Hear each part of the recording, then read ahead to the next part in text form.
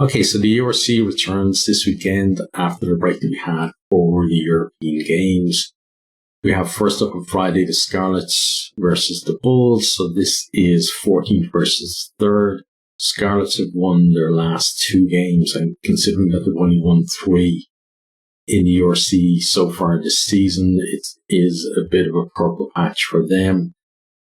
The Bulls, they had that blip where they lost 2 in a row, but they will be looking for a win here. Keep the pressure up on the Stormers just ahead of them in the table. Also on Friday we have Ulster versus Stormers. So Ulster in 4th place after that nosedive of form that they suffered over the last month or so. Stormers up in 2nd place. This really is the pick of the games around, I think. With 2 teams really batting out at the top of the table. Ulster did get that win against the Sharks in Europe to restore a little bit of confidence. Stormers, they lost the last one in the URC. So I think this is actually going to be a tough contest between these two.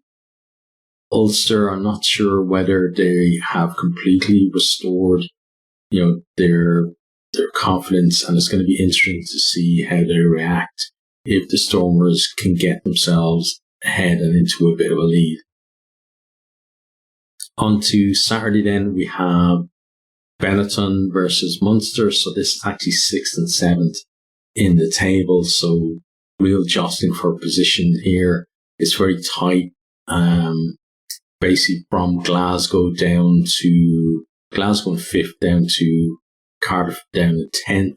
Like, those teams really are jostling for position now that we're getting into the sharp end of the season. Benetton, they've won the last 3 in the URC. They did fairly well in Europe as well.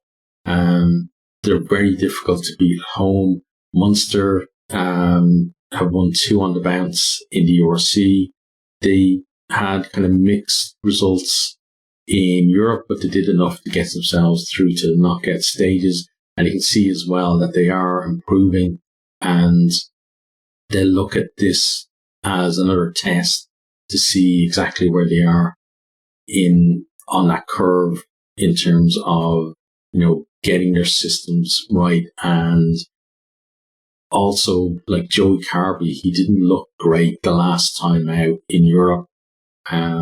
Maybe he had a bit of a knock because he got left out of the Ireland squad. To his confidence, not actually injury.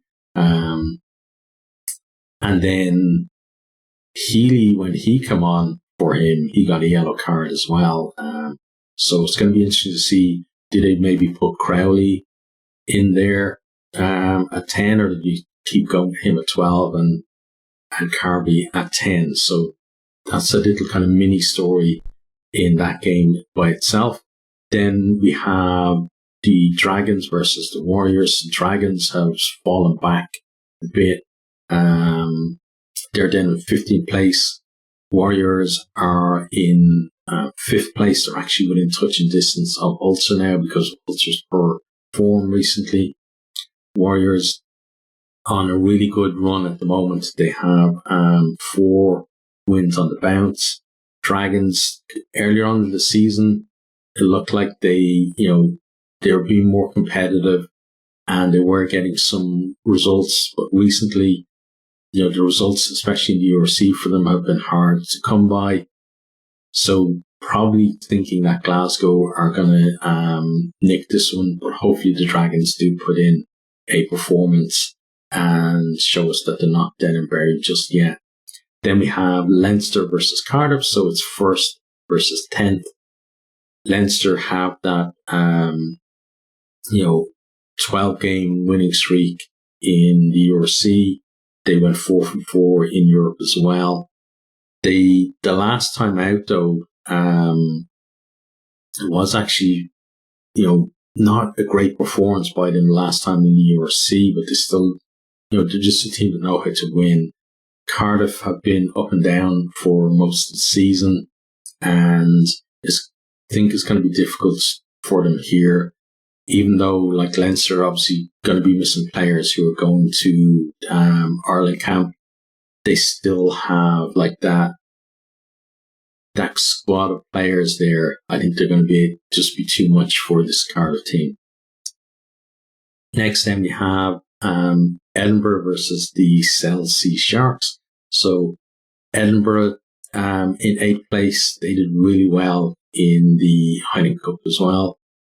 The Sharks, they are coming into a little bit of form, but away from home, they still think they need a little bit extra to get those big results away from home. So this one, I can see Edinburgh maybe just nicking it, but the Sharks, they are coming good, so maybe they can produce something. I think if the Sharks get a win here, that really will propel them up into the top 8. At the moment, these teams are in 8th, Edinburgh, and 9th, the Sharks. So it really is a battle that could actually be telling at the end of the season to finish in that top 8. Next, then we have Connacht versus the Lions. So, two teams who have been, produced some decent results through the season, but then they've had stretches of defeats as well. Lions on a run of 3 defeats in a row. Connacht have lost 3 of their last 5. Connacht at home, you'd probably think, okay, they might be the favourites. Like, we're talking 13th versus 11th, so whoever wins this one is going to be above the other in the table. But Lions have actually been better away from home this season than they have been at home, especially earlier on in the season when they had that good run when they came up to Europe and put in some really good performances. But I'd say Connacht probably just nicked that one. Then the final games then on Sunday, we have Zebre versus Ospreys. So this is 16th versus 12th. Zebre haven't won a game all season. Earlier on in the season, they were actually competitive. They gave Leinster a hell of a game in the first game of the season. And then they had that run of near misses as well with other teams. But recently they've kind of gone back to tight, being in the game for 50, 60 minutes and then falling away at the end. Ospreys, they've had 2 wins at the last 3, which for them is, better form than they've had for the rest of the season.